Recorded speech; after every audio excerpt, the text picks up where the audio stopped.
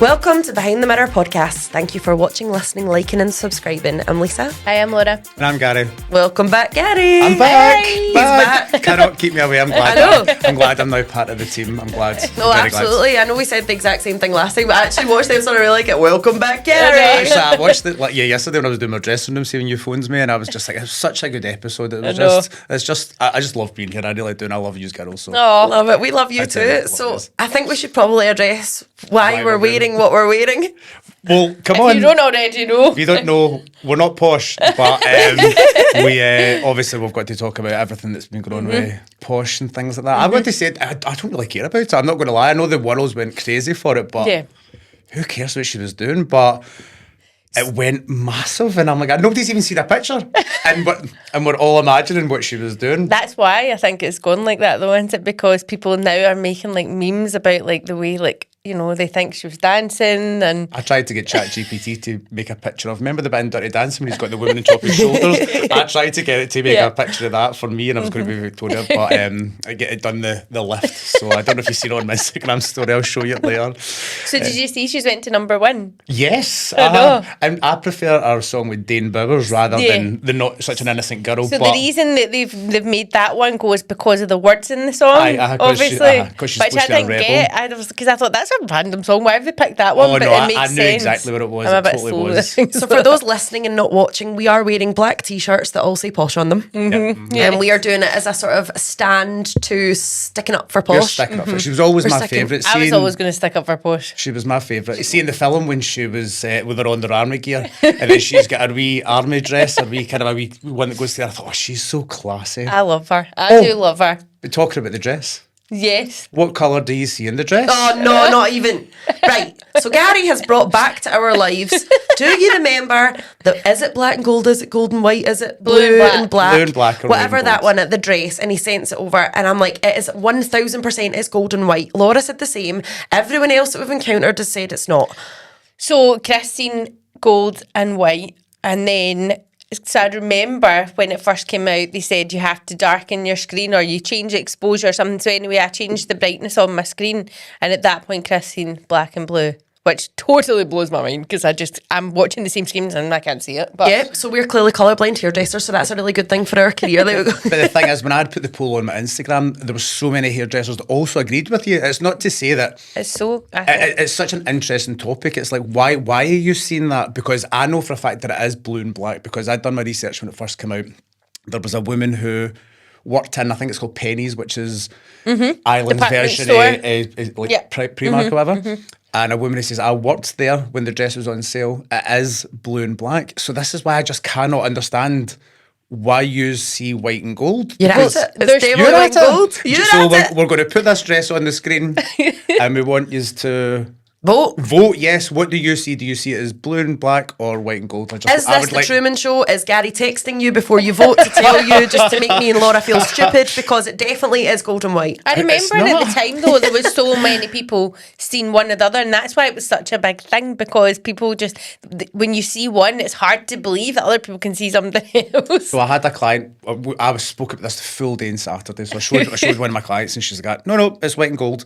And I took it over to the other side of the salon to show James and his client, and she's seen it in the reflection in the mirror, and she went, I can see black and blue. But when she's looking at it in front of her face, she sees white and gold. That's so. But in the mirror, she sees it as blue and black. Do you think this is what affects blonde blindness? And when people say things like, I want really ashy hair, and you're looking at it going, it cannot be any ashier. Like, it is the ashiest. Your hair's grey. Like, there there is must no be more something ash. in that. Yeah. And, like what colour you see when you look at something. So do you have a level 8 in there on your own hair? Mm-hmm. See, I can tell that by looking at it. Yeah. So, and you can probably see that. Yeah. Mm-hmm. So that's why I don't understand this picture specifically, because I feel we're all still seeing the same colours day to day. Is her hair blue and black? No, it says gold either. I thought it was a bit khaki. I thought it was like green at the bottom there. Excuse me. But again, that's what I'm saying. I can so tell that there's at least a level 8 in there somewhere. I don't know. I know. I don't know. It That's blows a my very- I it's a very swear, interesting he's setting topic. everybody up. I walked in this morning and everyone in the production team was like, yeah, no, it's blue. And I was like, You've told them to say that. Well, hopefully if we get the clip, we Yeah. can actually ask the public and everybody. Oh, wow. else as Lisa, well. They Laura, all or think Team it's- Gary. They all think it's blue and black and They all, yeah, even Craig just says he thought it was blue and black as well. It was only me that was stood like a lemon giving it, and it's definitely not. But back to Posh Back to though, Posh. right? Because we've digressed with our dress. Obviously, we're on Team Posh because the media right now is absolutely going to town with the AI pictures of what she might have done with the dance, where, you know, at the wedding, how she's apparently stole the limelight, and they've got, you know, videos of her provocatively dancing, but generated by AI. They're not real. And actually, she's having to live through this every day because her son, who really only is a something because of the name. I mean, he's not done anything off his own merit, has he? Like, I'm not aware. That I'm aware of. I don't really know too much about this situation, if I'm honest. I just know what everyone's talking about it. But I've been told that the girl he's married, her family are like multi-billionaires. Yeah. So essentially the Beckhams are the poor ones in this kind of Yeah. So it's not like she's just latching on to him But for money. would she be marrying him if he was a window cleaner on the street? Like, that's the argument, is that she's marrying him because of he the was status. established. Well, they say like people that are come from high up families tend to kind of marry into their own level. I mean, you would be going against the grain if you sort of go to the Cinderella of the world. Do you know what I mean? Like, course, and of and course. that's where It's definitely gave him opportunities because of his mum and dad. It gave him opportunities to be where he is now. I think that's the thing that kind of, because obviously there's a lot of people that are on his side about it as Oh, well. 100%. And a lot of folk are just saying he's spoiled and things like that. But what does he do? Because obviously the middle one's He's a a model. chef. Is he a chef? Yeah. I did not know that at all. Yeah, I only know that now. I didn't know that before, so it doesn't really say much about how big a chef he is. Exactly. I just know that the middle one Yeah. is a model. I don't even know Yeah. what the youngest one does, and I don't even know what the girl does. I know. I don't know What actually. does she Yeah. do? I mean, she might not do anything just now, but it's kind of I feel like she's always been not pushed to the side, but it's always been the boys, hasn't Yeah. it, in the family? But So, okay, so the thing about the dance, so I read actually, so there's a DJ's came out and did an interview, and the DJ that was the DJ for the wedding, although he didn't start till 11 o'clock that night, but he said that he was there, and whoever it was announced for the most beautiful woman to come on the dance No. floor, but then he said Victoria, so he actually told Victoria to come up. okay. Oh, So- imagine the DJ of your wedding saying, "Can I the know. most beautiful So, well, this is what they're saying. That's why Nicole, is her name Nicole? Isn't it? pelts?" Yeah, I'm Yeah. not sure. So that they're saying that's why was so offended by it, because I mean, like, if you're the bride, yeah. and somebody else is called the most beautiful woman, that's going to cause tension Carnage. anyway. What an idiot DJ. Never mind taking the first dance as well. So I think there's definitely a lot of there's a lot of dummies. Have you that seen the come with video? And it things. was a couple doing a baby shower and a baby reveal, gender reveal, and they popped the balloons or whatever it is, and the mum ran into her son and didn't allow the son to cuddle Yeah. the missus. Yeah. And that was another thing that I think made people go crazy. They're saying, you have just taken away that moment that woman was going to have her husband find out what she had, and the mum was just like, kind of pushing her out the way. And I thought that was bang out of order. So if it's anything like this with Victoria, So you think maybe still slut dropping at your son at a wedding hypothetically is not okay? I think she was No, slut that's dropping. what the AI is making it look like. It was see Mum, she was probably a break peck dancing on the as well. cheek or Did you Did you something. see Do you the know what I one mean? with the leg? I know. Why It was did right you up do that? straight. It's because of that. Remember, she done that shoot on the couch with her leg like right up. I can't remember that. Oh my god! I don't remember that. It's like, and he's come out and said all this stuff with absolutely no evidence of any of it. So it's saying they're all now living in this absolute spitfire of backlash from the media, and that must be just then exhausting. I know. She'll well, have made a pretty penny this week anyway. I like that because the only reason, the one thing they said was she's the only Spice Girl that's never had a number one, and actually. Even if I think a lot of the people getting her to number one was almost to kind of I spite see. her, but actually she's now making money off of them. So I thought it's kind of backward way if you're against her. But anyway, I don't think she was poor to begin with. I think No, we were no, all but right. I think it's- she has quite a lot. I mean, she's got her own perfume range, Well- makeup range, fashion range. yeah. Da-da-da-da-da. But then, did you ever watch that documentary? Because she has struggled a bit with like finances and things, obviously through doing that. So I don't think she's probably got. As I know David does, but I don't think she's got. I talk about them as if I know them. I know she was round for a David. barbecue last week actually. But I did yeah, see a clip of her addressing her dad in the Bentley thing. in David's documentary, he comes in and he says, like, what did you get dropped off at school? And she says, Bentley. Well, I recently seen a clip of her address, and she was like, yeah, okay, so that made it look really terrible. But the actual fact was he was an entrepreneur, her dad. He had a van, and they loved going to school in the van because it was normal. And then he made his money at one of his companies eventually, and he got a Bentley. And she said, we used to beg him to take us in the van because the Bentley stuck out like a sore thumb at that point. So yeah, we did struggle, but when he hit good money out of one of his companies, he did treat himself to this Bentley. So actually it's like everything. You take something, you can twist it to be whatever you want it. Yeah, and I think that comes down to as well. So if you are from, you know, if you're a family who have built your money, built your success, I always think you view it differently than if you are born into it. So I think that's the thing with the way that Brooklyn is. He's like almost been born into this life. And he's never really had to work and earn and go through, like, you know, we had Craig on and he's had like a lot of, you know, hardships, like where he's had to sort of, right, okay, that didn't work, let's start again. I think it does make you a wee bit more humble when you eventually make it than if you're just given, like, well, I've got to say, when I seen Craig's interview, I thought, what a strong man to admit that you failed. Yeah.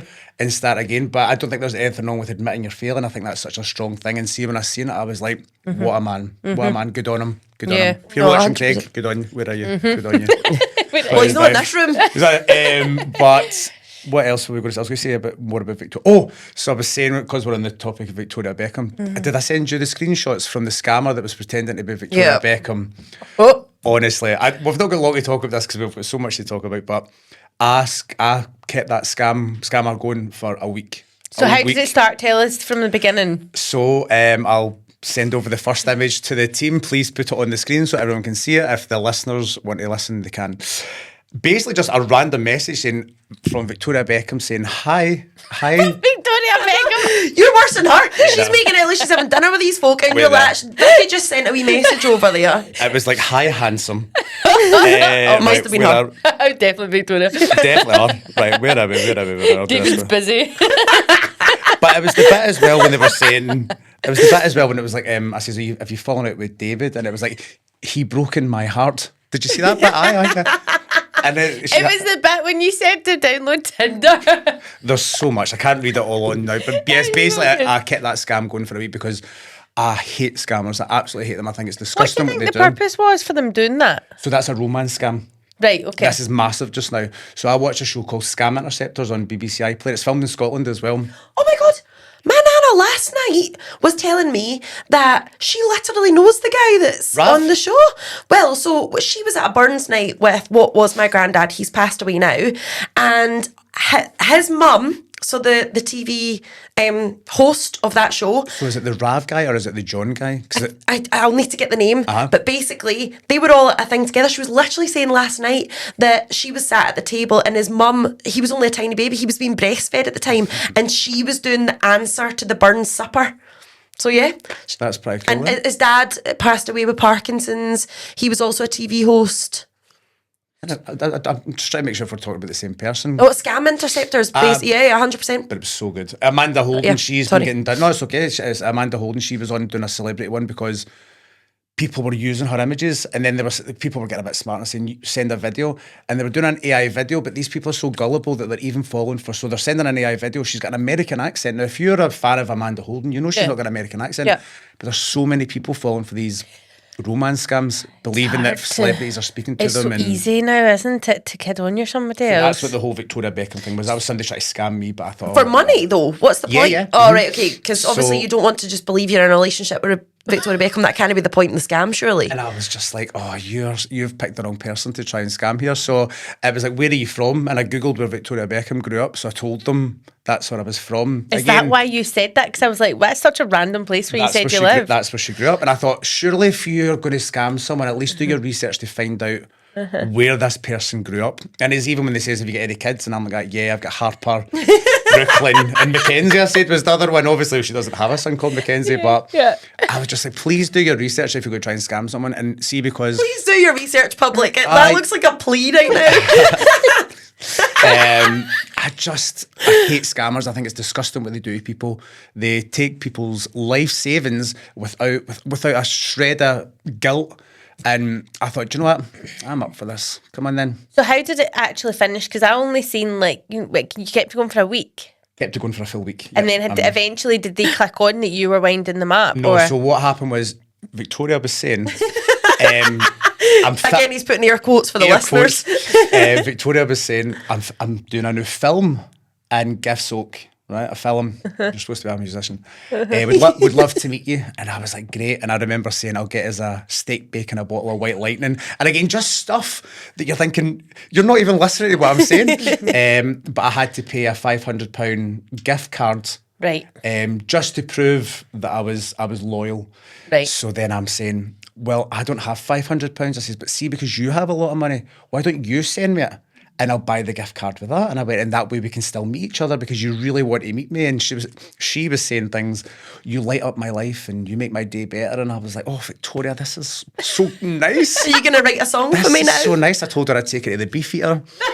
I did. I told her I'd take it to the Beef. And again, I'm just thinking, you do not have a clue. So... it was a great week spent. Did she not want to go to the Beefeater or no? She didn't. But it basically ended up with me eventually saying, haha, I've scammed you for a full week. Wasted your time. You've not wasted mine because I'm actually off anyway, so you're not wasting my time. And I just kept replying when I could, sort of a thing. But I just loved it. I just hate scammers. But yes, it was a funny story about Victoria Beckham, apparently. Try to chat Gary up. Gary from Motherwell. He literally chooses a gay guy who's yeah, not going to be interested in Victoria Beckham anyway. She called me handsome. She ruled me in. It was the tattoos. She's like, aye, Dave's busy, so Gaz will do. Well, that was another thing. She says, oh, he broke my heart. And I went, did he go back to Rebecca Lewis? Oh, no. And the scammer says, how do you know David? Are you one of his friends? I'm like, oh, what? What is going on? We were having a pint in Witherspoons last week. Me and or the Beefeater. But anyway, that's my story about Victoria Beckham and trying to be scammed. So good. I love so it. good. It's scary though how many people probably do fall for that. There's a woman, I don't know a personally, a girl I work with, I'm not mentioning names, but her ex-mother-in-law, and this is not a joke, she believes she's in a relationship with Gary Barlow, and she's packed up her house, she's planning on selling her house, she's already sold her car. She's planning. This is happening right now. This is happening right. I actually messaged scam interceptors and says, "Can you please help this woman?" I went, "I don't know her," and I've even said to the girl in work, she went, "I'll pass on that you want to help, but nothing's ever come back." But as far as I know, so she believes that she's moving in with Gary Barlow. Sorry, I'm laughing. I'm so glad you laughed there because Sorry. I've really been trying to. It's because you can't believe it. Imagine you were doing her hair. All right, that's So she interesting. believes that she's moving in with Gary Barlow. Why is nobody stopping her that's close to her? This is what I'm saying. Like, people must know. But apparently she's to pay the 20% of the deposit of the house and he's going to pay the rest. So when she sells her house, he'll get all that money. That's scary. I know, and it's so sad. It's so sad. And if anyone Has she got knows something wrong with her? Like, no, not that I know of. Apparently she's of sound of mind and stuff like that, you know. like she's not that wee old lady that's maybe lost capacity or something like I'm that. not 100% sure if she's a wee old lady. I've never seen her. It's just, we talk about it all the time in the salon because people that come in that know the girl that works there know this woman as well, and they're saying the house is packed up, ready to go and stuff. And I think it's awful. I just think it's so bad. There must be someone that, I don't know, even... You would Should think, will you tag Gary Barlow in this episode? Just leave a wee comment that says, it's not me. Gary, Like, please help. And Gary, we need some help. And we're sure it's definitely not Gary. I mean, you could be killing his dream here. No, it's definitely not. Yeah, apparently was supposed to come up for Gary's Christmas wife would last be a year. bit rage. I was supposed to go up for Christmas last year, couldn't make it. Right. Releasing an album or something, too busy. I don't even know what it was. Just obviously really Aye. silly excuses. Oh. Really silly excuses. Oh my God, So but you do hear that hopefully this loads. video might help her, Gary Barlow, if you're I know. watching. I know. Please let this woman know that you're not I buying a actually house got off her. myself, see if Gary Barlow does, in fact, Please. comment below, and he's like that. Ah, big Gaza. So we're talking about, like, your fave celeb. I know. It's all happening in this episode. I think that's really scary though, how some people can be led down like Sad. like that to the point where they're selling the house. There was a woman, I'll wrap up on this. There was a guy I seen on the paper and he believed he was speaking to Jennifer Aniston and she needed money to pay her Apple phone bill. And then at that point, did he click? No, he fell for it, and I don't think he just paid for her Apple phone bill. gee But it was whiz. pictures of her holding up a bit of paper saying "I love you." You know, you will get people though that'll go, "Oh, hell, mend you." Do you know what I mean? If you're that I know, that but I silly, just do you think know? you shouldn't play Some on people maybe people's- just think, oh, I'm due, good luck. There's Jen What's the texting me. That is it. This is it. This is my week. I knew the universe was going to actually give me something at some point. It's been written on my wall for so long. My mood boards. So on the celebrity subject, I had said I wanted to touch a wee bit on the Jessie Nelson situation because I'd read a wee bit more this morning. So anyone that's not aware of what's happened, her twin babies have just been diagnosed with SMA, which is a muscular disease, and there's like numerous variations and things. But it turns out, had they have had a prick test, like the skin prick, that babies get, and the earlier that they find it, it can, I'm not sure if it's curable or like very treatable, but if they delay that, then it's not, and unfortunately her babies weren't found to be later. So she's now been this really public face of change, which we are all about, like women supporting women and just generally people supporting people. And I think that's outstanding that she's going on these shows. So from what I believe, like her wee girls might not walk. They might not be able to live proper lives. I think one of them's on an oxygen machine every night when I saw one of the interviews. So she's standing up and doing this and really advocating for them and speaking to families. And then her fiance's left as well. So she is now... that he'd left and I thought, oh, do you know what? It's just, he just gets to walk away from it. Why does he get to walk away? Because he's the man. It's terrible, isn't it? It's just how it is allowed to be. But I saw a thing this morning, so she's got her first public appearance this week. So this will be old news by the time it airs, because this will have been like a week ago. But basically, her and her mum have taken the wee tootsies out on a walk, and the title was like Jessie Nelson showing the world how it's done, and it's so true, because she has to be the rock for them. She has to be strong. Now they might have broke up on good terms. I don't know the ins and outs of what's happened there. I don't think she's made public comment. Maybe they've decided it's for the best. But kudos to her, because we were talking about being professional in an environment like she is in the public spotlight all the time, living through two horrendous nightmares, a breakup and her baby's being sick. Like that is awful, and she doesn't get to do any of that in private. The whole world are watching, and there's paparazzi and there's cameras following every step of that journey. So she's got to have a level of, you want to put in air quotes, professionalism about her to speak to the public, because that's her job, that's her role in life. So what is the thing with the prick test? So if it recognises this SMA early, there's drugs that can prevent it from becoming, I think, like more advanced. But I think, I'm not really clued up on the medical thing, but she's advocating to get this as a prick test. It's not a prick test right now. Right. And if it was, I think it might be in Scotland, but it's not in England.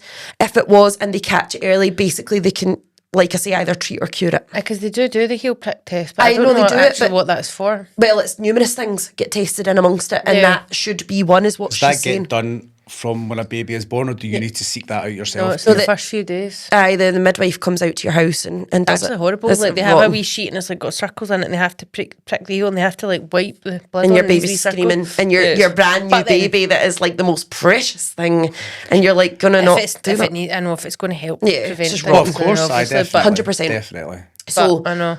That then kind of led us to then talking amongst us about like being professional in the workplace and how hard that can be. Even just, we're not Jessie Nelson, we're not in front of cameras, but like in the salon, when you're having a bad day or a bad situation, how hard that is to not bring that to work, and whether that's right or not. Because you see a lot of these forums saying like, oh, you should always be professional. And do you agree? I think you should always be professional. I agree that you should always be professional as well, but this is going back to Lisa's episode when saying, why do we not allow to say ourselves, how am I today? Like, why do I need to go in and pretend I'm okay? But I'm very much as, see when you ask someone that sits in your chair, oh, how are you? And they go, I know it's a lot. You're like, I'm just being welcoming, come in. I don't mean I don't want to hear what's happening in your life. Like, I'm here to do a good job. And I'm not going to vent to you, or I'm not going to rant to you about what's wrong in my life. But it was like when Lisa's saying, like, why should we have to pretend we're okay, but we're going to take on all this people's... I don't mean negative, because I'm not saying they're being negative, but at the end of the day, it's a negative energy, isn't it? If someone is giving you a bad situation that's happened to them, it's negative energy coming your way, and you're like... I've obviously, because I lived the other side of this, not, again, quite to Jessie Nelson's level, but I went through one of the most horrific chapters in my whole life whilst pregnant. So, my partner at that time left. I was pregnant, but I I was at that high premises. I was so sick. And there was a lot happening. I had to, like the wedding needed cancelled. We'd bought a house, it needed undone.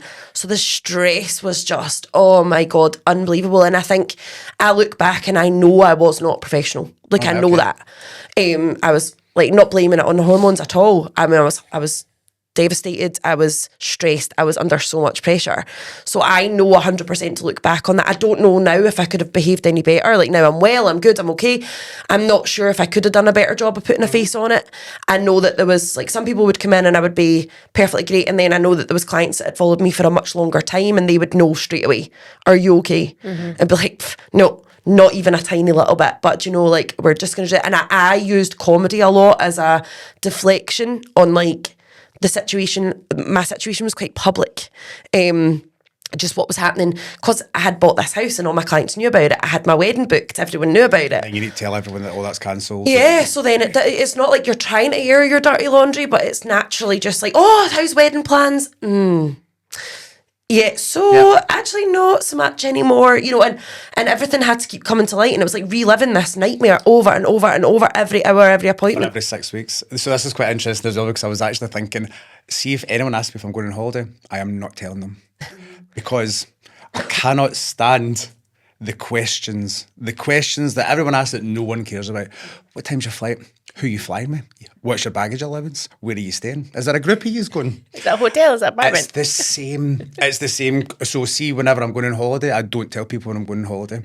Well, can you imagine then, like, when something like bad, that's and you've got to talk about it? You've got to talk about that for 6, 7, 8 weeks afterwards. 12. Some people go 12 weeks. Exactly. And the last time they saw you, their understanding was blah.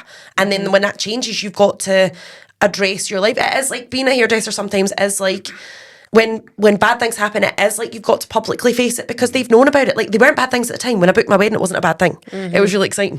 When I bought the new house with my ex, it wasn't a bad thing. It was super exciting. And then so when these things weren't happening anymore, it was like, oh my God, I've got to tell every single person that comes in, because they're not asking out of nosiness. They genuinely were like, oh, of course. Did you get the house? Yep. Yeah.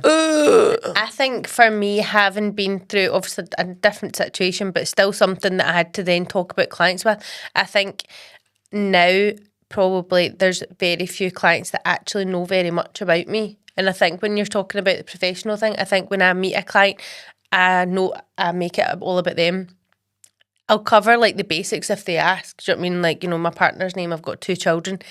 There's not very much that my clients know. So see, when something does happen in my personal life, I don't really have to expose it, if that makes sense. I can keep it personal. And for me, that was just a kind of learning curve for me, because it is very difficult to then have people saying, talking about things that that you've shared with them, because your life does change and it goes in all different directions. And I think now most of my older clients I've had for years, different, obviously they're different, but most of the time now I think I just keep this very much a service. Yeah, I think I've certainly, after my experience, I'm the same as you. Like, I think definitely going forward, I mean, like I'm saying, at the time when I booked my wedding, it was very much like you want to talk about it because you're so excited. You want to show the venue. You want, oh my gosh, like, because it's that topic, it's what you're doing in your life becomes a really exciting thing. But then, having learned the hard way, when it goes wrong, the downfall of living through that every hour of the day, and having to pretend to be okay about the situation and be like, no, it's okay, I'm going to be fine. And then folk are then saying like, oh my God, that's a shit, you're going to be a single mum. And then you need to go and home it's like, oh, yeah, no. Like, well, the thing is as well, I think for me, if I'm going through something, then I feel like I go to my work and it distracts me from it. So I couldn't think of anything worse than going to my work and having people talking, asking about things that I'm going to, because I think you need somewhere to be able to close the door and go, right, this is, I don't need to think about this just I think now. that's because we've all spoken this before, we're all different. Lisa's obviously the tab opener, and I feel like she couldn't not speak about it, not because she wants to talk about herself, because she needs to get that emotion out and she needs to talk about it. And I don't think there's anything wrong with that at all. It's obviously how you deal with it. I would be a bit more like, I don't know if I would keep it in. I don't know. I think I would go really quiet, actually. Yeah. I think you could tell if there was something wrong with me if I'm just very quiet. Although I've said to you before, I like to work in silence, so that kind of gets me out of situations. Yeah, I don't, and I never have. And we're always talking about TV programmes. And so, when it went rogue, it was difficult because, and like I say, I look back and I think 100% I wasn't professional all the time. Maybe I could have done better, maybe not, I'm not sure. Like, it was a bad situation all round. I mean, I was getting hit from every angle with just more stress. And like now going forward, but then it's interesting when you say, like, you keep everything private. If you and Chris were to get married, would you not tell your clients? Yeah, of course I would, but I wouldn't go, like, I wouldn't talk about it much. When you book the venue and stuff, like, oh, wait, so, because people's natural thing is like, oh, where are you getting married? Unless they ask, yeah. Right, okay. I wouldn't volunteer any information. If clients ask me, but what you'll find is, and I was told this when I was training, and it's true, and it's just a matter of fact, a lot of people, I mean, I've got clients that don't even know my children's names. I don't volunteer information unless they ask, because most of the time when people are sitting in their chair, it is about them, and a lot of people don't really care about you.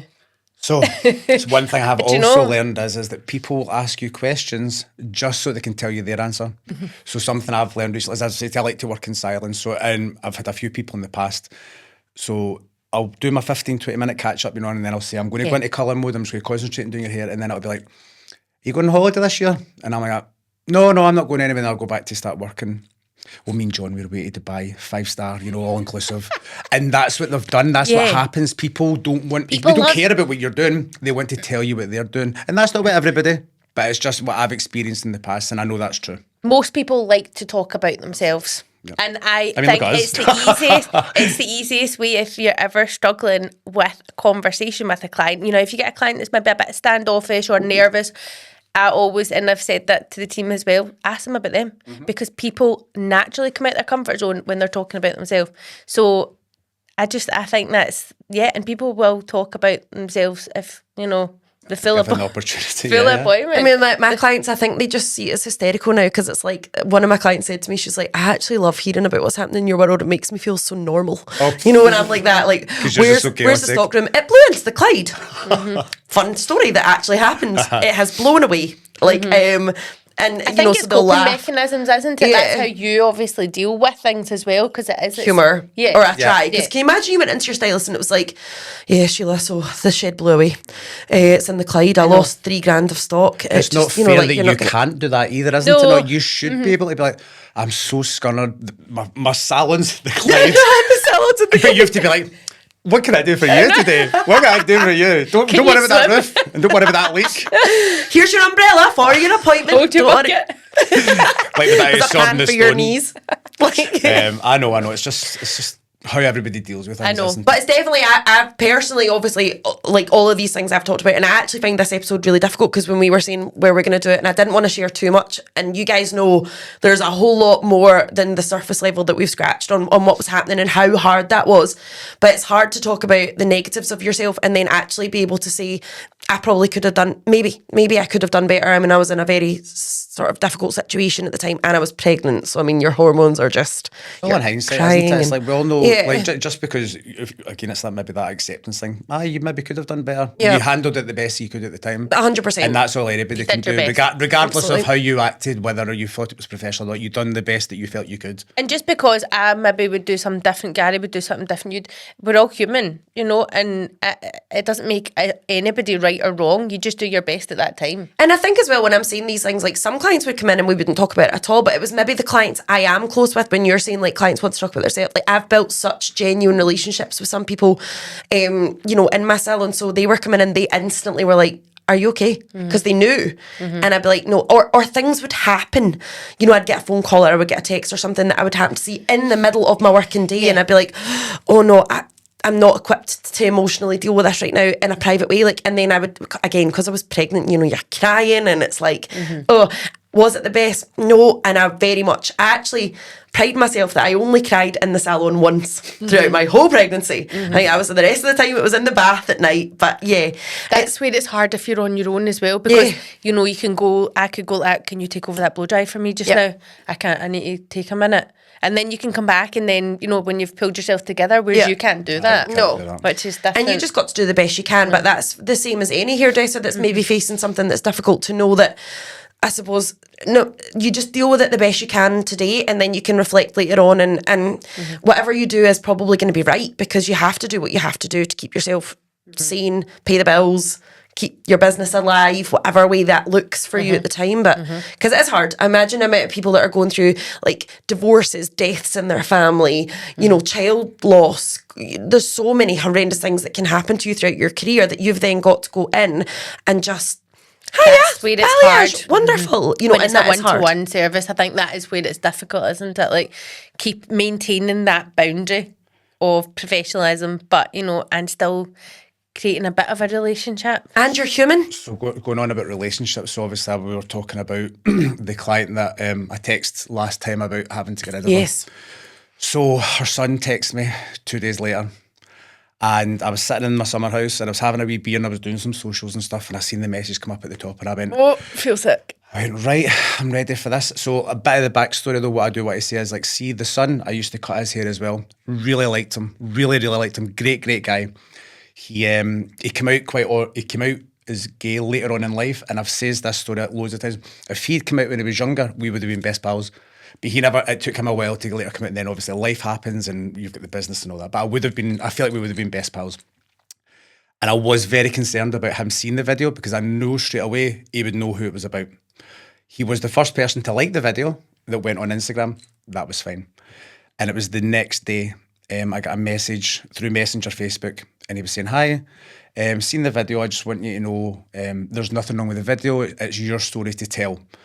But what I didn't take into consideration was on Facebook, all the people that I worked with in the salon when I was employed were all messaging saying, oh, I know who this is.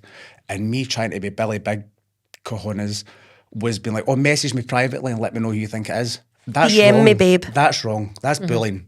So he messaged me saying, I don't think there's anything wrong with the video. I just think it's a bit snide, the back and forward comments. Message me, let me know who it is, blah, blah, blah. So after I digested the message, I was like, you're 100% right. I went, there was no ill intent with the video either. I says, it came up in conversation as we were filming. I says, if you watch the full video, you'll then go on to see that I read out your mother's reply and how upset it made me as well. And I says, but your feelings are 100% valid. And I says, you're totally right in what you've said. And I says, that was not my intention. I says, so I'm going to go onto Facebook right now. I'm going to delete all the messages from the people on Facebook, because I feel like all the people on Instagram have been really supportive, and it's obviously happened to so many hairdressers. How many people? Yeah. It's got like 3,000 odd likes. Do you know what I mean? Yeah. But I was very concerned about him seeing that, and we had an adult conversation about it. And I actually says to him, "Thank you for having a conversation with me rather than an argument." I says, "But I totally see where you're coming from, and I was really worried about you seeing this." I says, "And I don't want you to think that I have just slated your mother for likes." And I just felt I had to say that to him, and that again, I was really worried about how that would affect our relationship, even though we don't see each other much. He comes past the salon every Saturday. He'll chat the window because he goes to the gym up the road, and sometimes he'll pop in, and again we do have a laugh. So I was genuinely concerned about that clip and him seeing it. But it's talking about your relationships and how other people are affected. I was just glad that we were able to sort it out as adults. If he had flew off the handle, I still would have totally understood it. But I'm glad he's seen my point of view as well, because it was my story to tell. I think it takes a big person to be able to admit when maybe you could have done something better as well. Not a lot of people can do that, and and almost like just out of principle, or they get defensive, and naturally they story. I can tell what I want. No, that was the thing. It was nothing like that. I was sitting a couple of beers, getting engagement up on the page, because obviously if people are messaging and then messaging you privately, it gets engagement to the page as well. And that is all I was thinking, and I did not take into consideration this person's feelings. So even though I didn't mention the woman's name, that cannot be nice to know that people are talking about your mother.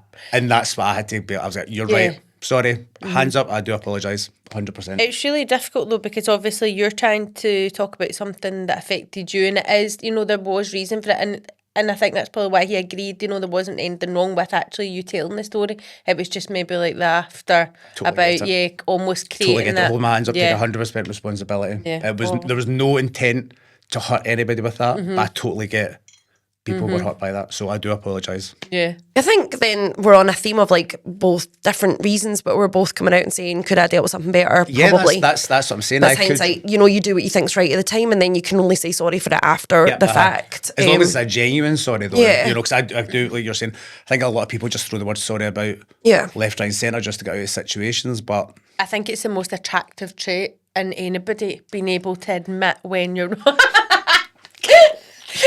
Listen again. I'm kidding. I know Listen, you he's want to- actually got Victoria in the bag. He's not needing you. Come on, I've got No, my bird.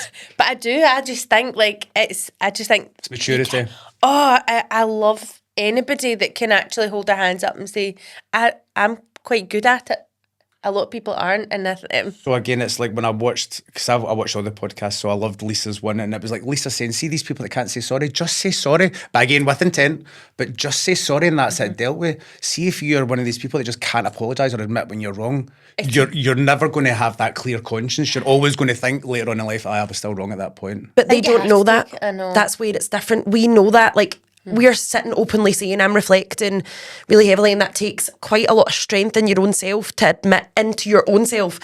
I wasn't very good there. I wasn't well. I needed help, and I wasn't wanting it, and I was thinking I was in the right. Whereas some people live their whole life going, I'm in the right, and they genuinely don't believe that they're ever wrong. And that's where we're all different, because we're all sat saying, yeah, we could do that better. That could be done, handled better, done differently, whatever. See, those people that don't say sorry, it's because they don't know how. They've never they will had never that. change. No. That's the thing. Like, people, that don't take any accountability, they'll just the same situation will present itself to them over and over again, because they're creating situations because they don't know that they're in the wrong. Absolutely. And their life must be pretty empty. They won't know that. But from us looking in, how can it be full if it's fake? It just can't. It's full of nothingness. I know. Like, you've got maybe the surface level tick box stuff, but you don't have the deep and meaningful connections and the good sleep at night that comes from the saying sorry to somebody and reconciling a relationship that you maybe broke down because you were badly behaved, or putting yourself in an uncomfortable position and publicly saying, like, so me, I'm sorry if I upset any of my clients during that time where I wasn't well, because I wasn't well. And there maybe were some people that came into me at the time and thought, oh my God, I'm not getting my hair done with her again, she's crazy. And but at the time, I know I'm always crazy, but at You'll that point, never know, actually. I'll never know. But like, I would like to have it on record and be like, yeah, over the years I have reflected, and I probably should have bottled more of that up, and I'm sorry I didn't. That was my coping at the time. You're now saying sorry for replying on those it's my turn. messages. Yeah, what are you saying sorry for? Today? What are you sorry for today? Sorry for being late. I'm always late. I've never left my work though, but I'm always here. Did you bring your freezing shine for me to smell? No. Oh, come on. No, I forgot. I actually brought some products for you to smell. let's see. I brought some nice products for you to Love. smell, if that's Show us. okay. So this is, remember I was telling you that Wellham Ultimate Smooth shampoo and conditioner? Yeah. Honestly, wait to smell this. This is outstanding. I'm intrigued. I don't know what the fragrance is, but wait till you smell it. I've got a couple for you. It's so clean. Anyone that's listening's like, I know, it's and they quite won't hard know though that right when you're now Laura listening. was just sniffing shampoo. That was why the noises. Does it tell you what's in it? What's scent? It's really familiar. It's really Isn't nice. I don't know what the fragrance is, but it's one of my favourites. Right? It's What's good lovely. about that as well is, so see if you buy that, and it's like a mild clarifying shampoo. So see if you shampoo your blondes after toning, before toning, so taking the bleach off, it shifts some of that previous toner out, but Love it's that. very, very, very mild. Yeah. Very mild. So that's the Ultimate Smooth. This is the brand new Ultimate Colour that they've just brought out. So I was down in London the other week there for a Wella Yes. event. and You they looked were- amazing, by the way. Can I just say that all of you guys as a team Thank you. just looked, it was like a wee Wella clique. So I just We loved it. that's the thing I do love about Wella as a company. It's we're a family. There's so many of us that all get together and stuff like that. So there was a full group of Feel a bit people left down out. the full day. I wasn't invited to that because these people were like the artists, the ones that actually they create the images for Wella and things. So this is a new shampoo. So you know how sometimes you get the kind of a really light peach tones and you know they're going to be out in one wash? This is supposed to maintain that peachiness, that kind of a lightness, but without it fading so quickly. Right. So that's what's supposed to be really good about this. So I like to have a wee smell of this. This smells like a beautiful aftershave. So it's a nice lovely. like tint. Is to it? the That's what I was going to actual- say. No, Is no. it got a, No tint. nothing. Oh, wow. It's beautiful, isn't it? That smells like aftershave. That's what I say. It's so beautiful, isn't it? That's their new one. Oh, it's like so musky. It's you beautiful. can tell it's empty. Someone's been using it. Well, I've already used it. I just brought the bottle in. Oh, it's That is, so it's nice. really clean smell. It's like Chanel Blue for men. I kind of get that wee kind of a hint of it, yeah, actually. yeah, very clean, I like it. So there's that, and then so this. So that's sulfate free as well, which is amazing. And you do actually get a decent lather off I it can't still. get away with it. I've never smelled shampoo like that in my life. Yeah, 'cause I'm one not of- just bigging up Well. I genuinely believe that, especially. No, we're here for it all. We're here the for it all. ultimate smooth, absolutely. and these are just the best smelling shampoos ever. Although I do love Moroccan oil shampoo. Oh, I know, that I is can't. You beautiful. can't I beat use Moroccan that this oil. morning. Interesting that it lathers, because some of the sulfate free stuff on the market, obviously, because I do a lot of extensions, it doesn't foam or doesn't foam particularly well. And then I always feel when you're trying it, you're scrubbing the hair. Now you know it's cleaning it, but it does, because it doesn't foam psychologically. I don't think your head feels It was clean. like the Aveda shampoos, wasn't it? Like when we had them, I wasn't really keen because you couldn't get a lather, even though technically it was supposed to be clean. I didn't feel it. What one was that though? Because Psychologically. so I was trained with Aveda, and some of them do really foam, but then obviously because they're very natural, there's maybe ones that are lesser. Like the But colour conserving things like that. See, if we're taking off colour, I didn't really feel like it probably was clean, but I didn't feel like it cleaned the hair. But it obviously did. We're used to lathers, unfortunately. You know, bring on sulfates. Woo. I think, do you know what it is? I think because that first shampoo, if the hair's really oily or you've got a lot of build up, the first shampoo doesn't lather. So you're always told if the first one doesn't lather, do another one. And then if it still doesn't lather, do another one. And I think then it's in your head at that point, okay, this isn't lathering. How do you know when Yeah, it's clean? when I finish this bottle of shampoo. so when I got shampoo, when I got my first ever set of extensions, it was Easy Locks, and I got their shampoo. I don't know if it's changed now. That was like 10 years ago, and it didn't lather. But nobody had actually mentioned to me that it wouldn't. So I'm pouring it on, and I'm scrubbing my hair, and I'm like, what's going on? But it was like that. By the end of it, there was like half a bottle of shampoo in my head, and I'm this like, isn't clean. my head feels very sticky. What is this? And then after that, I mean, I think I sacked that one. After that, I was like, oh, don't like that at all. Because you've got beads in your head, you want to feel like they're being scrubbed, you know, in your skull with foam. There needs to be. But yeah, feel like a bubble bath with no bubbles. Oh, there's nothing worse than a bath without bubbles. Naked Fit. bath. I do not like a bath without bubbles. We'll come back to that. very hard to find a bubble bath that bubbles nowadays. Lidl. See the CN one, honestly, that I buy all the time. I end up using The like CN. half the bottle. I do that anyway because I like a lot of bubbles, but the Lidl one, definitely. Then you put a bath bomb in it and it kills all the bubbles. See, Who I don't uses like a bath bath bombs bomb. over the age of 10? I love a wee bath bomb. Have you ever seen that video that went massive on TikTok and it's the woman drop the bath bomb in and it plops and the guy goes, is that a jobby? And she's got, no, it's a bath bomb. Do you know what I'm talking about? Have you seen it? It's Oh, the new advert for Lush over here. oh, do you it know was what I mean? so Like, funny. It's the guy downstairs going, is that a jobby? It's because he says jobby as well. Honestly, yeah, I've never heard of an adult using bath bomb. Maybe that's just me. it's because of the Lush thrush, though. That's the Yeah. only The problem. smell of Lush. Oh, God, know, I it's hate killer. it. Yeah, Could not but work that's there. walking in the shop. But when it's in your bathroom, it's wonderful. Have you seen they've got a blow dry bar? No. Ah, yeah, Got yeah. a spa as well. Do they have a spa as well? A Yeah. Lush spa. Does it smell as strong as the shop? Well, you're in the shop, so Oh, would right. say you No. probably would smell You it. can yeah. smell it halfway down Buchanan Street, so I it's hate going to it. smell it. Honestly, in it's this bar. worse. It's worse than the smell of Subway. Oh, Well, I loves remember that back in shop. the day, you loved a bit of Snow Fairy, but see now I can't. It's too sickly for me as well. It's like this iconic scent. They only bring it out at Christmas, and it's really sweet, like mega sweet, and it's like so known, and that, like you smell it and you know straight away, oh, that's Snow Fairy. But it is quite strong. Yeah. I'm going to come back to strong smells because I've got a message that I'm going to send to my clients to ask them to stop wearing certain perfumes, but I'll come back to that in a wee second, okay? And it's because it gives me a headache, so I'll come back to that. Last thing I just want to I thought talk you were about going to do is- it right now, and I was No, like, no, we no. are I'm actually going to- filming I'm right going- now, I'm going to Gary, text so I it don't right know now. if you want to. Wait. So I just wanted to talk about the new Blunderplex with a metal purifier. So if I was to say metal purifier, do you understand what that means? And I don't mean that patronising, I'm Nope. just asking metal purifier.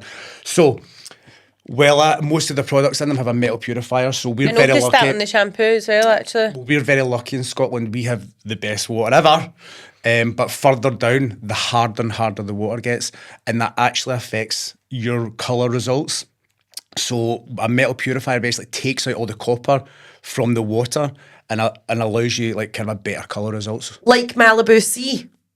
Obviously, it Um, takes out. I use that a lot with extensions. It takes out discoloured. I think it's From something similar. It hard does water get rid minerals. of it. Yes, well, definitely. But this is like built in, so there's no like extra steps or anything like Right. that. So most of the products have a metal purifier in them now. So that's a bleach. So that's a bleach. Yep. So you bleach my hair, and then I will not need to use a Malibu Sea because, in effect, it's built into my.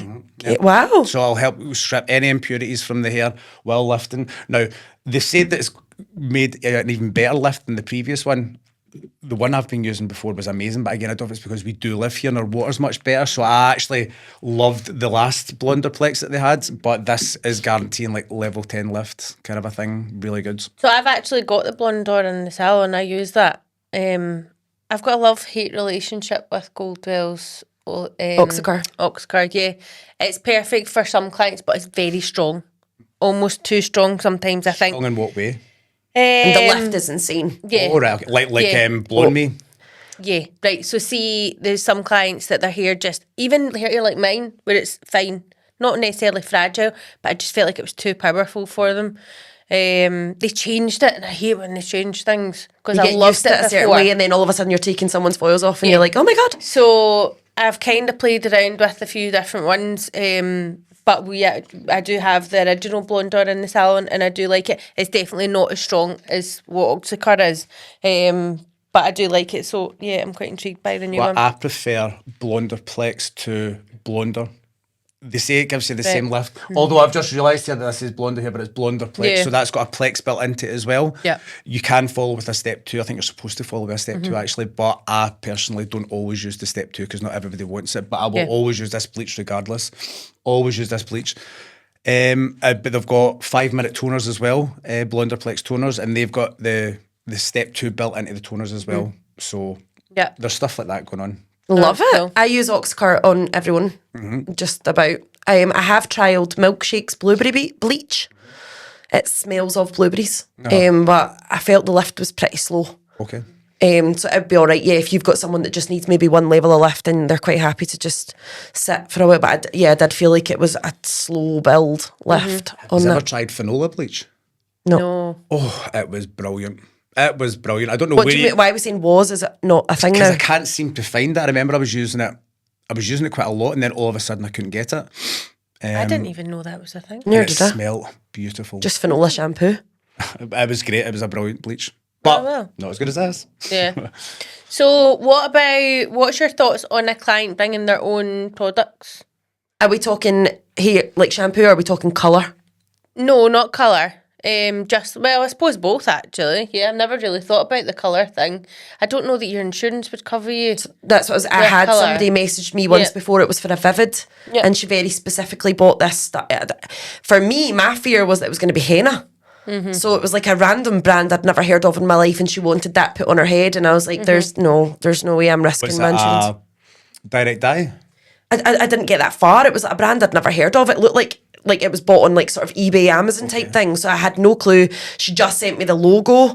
I didn't get sent the picture of the box, nothing. And as soon as she said, I'm going to, I want to use this colour, it was a violet. I thought, no, I'm not, because I have no clue. What would I do if that went rogue? I don't know how it's meant to look. I don't know how it's going to turn out. You've picked it. What if then we end up with a problem and I don't know what's in that to fix it, So I think as long as there's no peroxide involved, so someone brought me in like a demi-permanent, like a crazy colour, a manic panic, and they wanted that shade. Well, of course, because there's nothing can really go wrong with that.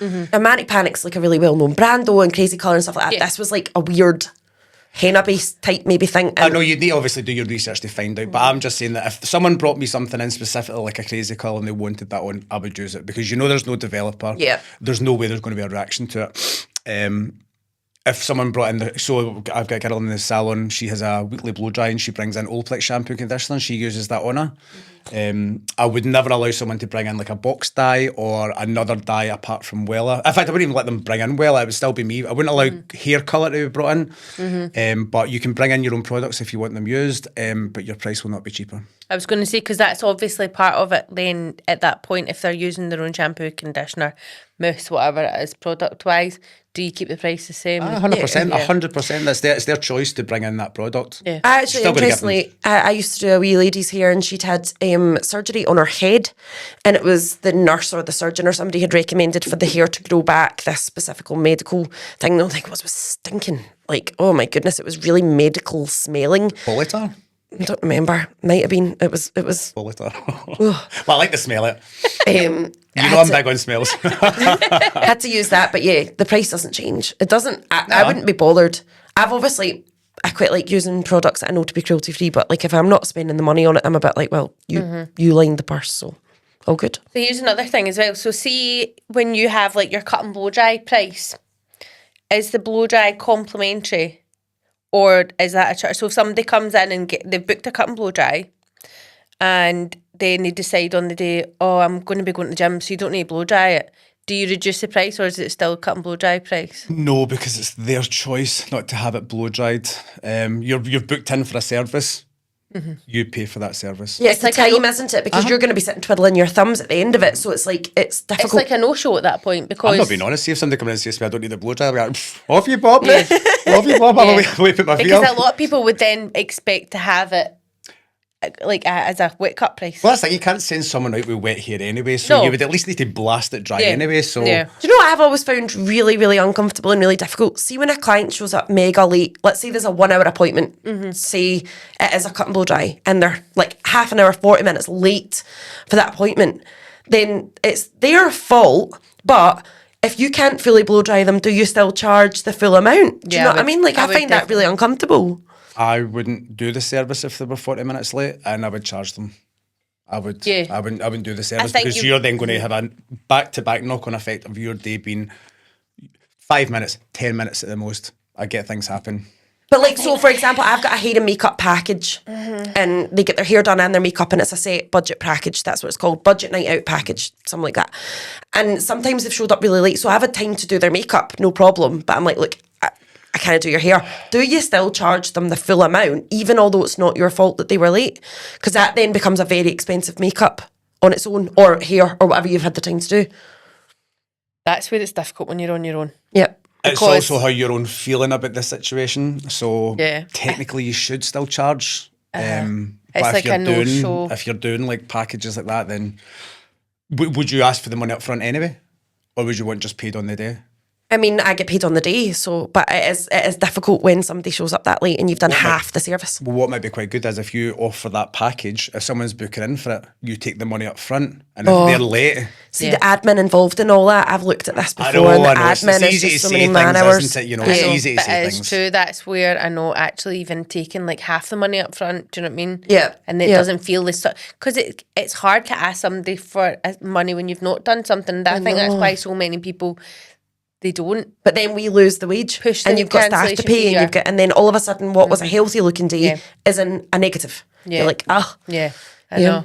Oh, it's a tricky one because it is. It's just, and the thing is, it can come down to even how good a client is it. Do you know? Does she do it often? Is it a new client? yeah, You don't want to scare them away. You don't want them not to come back. kid was sick in the morning, know. she's Well, stressed, I I know. don't want to add to it. Yeah, no, I totally yeah, get is it. it a genuine reason? I used to have a client that she would always, every single time, turn up 20 minutes late.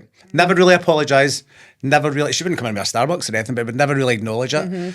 So when I was making her appointments, I would tell her they were 40 minutes before her appointment time, and I'd make her wait for me. Yeah. Every single time. So she was on time for me because Yeah. she would still turn up 20 minutes late, but she'd Yeah. have to wait 20 minutes in me. Imagine and I showed up loved on it. one time, one time. That's like a tongue twister. No, that's the thing. If she did, I would just say, "Oh, I'm sorry, I'm running late." Yeah. Yeah. Can you believe we've all been talking for an hour? Have we? God, that's. We've not even covered everything. I've not even spoke about it in a. Well, I did, but. That's I not been an hour, has Time it? flies when you're having fun. Yeah, we are. The listeners are like, oh my God, this episode's forever long. There's never a break. No way, that's an hour. That's mental. I know. Okay, so we will say love you and leave you till the next time, Gary. We will see you. See you in 2 weeks or something. Can't keep you out. Thank you for watching, listening, liking, and subscribing. We will see you next week for another episode. Bye, guys. Bye.